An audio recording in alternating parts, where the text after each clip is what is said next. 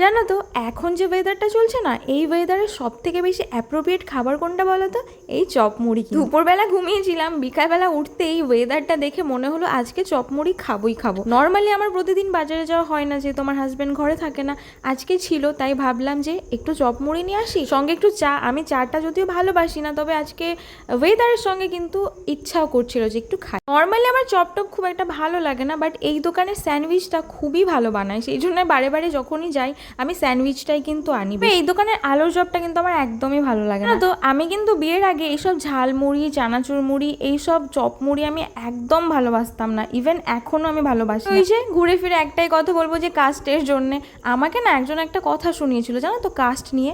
তারপর থেকে আমার মনে একটা রিমাইন্ডার চলে এসেছে, সত্যিই তো কাস্টে তো একটা আলাদা ব্যাপার আছে, খাওয়া দাওয়ার দিক থেকে, চলন ঢলনের দিক থেকে, কথাবার্তার দিক থেকে, এমনকি ক্যারেক্টারের দিক থেকে। আমারও আগের অভ্যেস আর অভ্যেস নেই, তবে হ্যাঁ আমার অপছন্দগুলো কিন্তু এখনো অপছন্দের জায়গাতেই আছে, সেগুলো আবার নতুন করে আমার ভালো লাগতে শুরু করে যায়। ওই যে আশেপাশের পরিবেশ মানুষকে বদলায় না, কিছুটা আমিও বদলেছি খাওয়া দাওয়ার দিক থেকে, অন্য দিক থেকে না।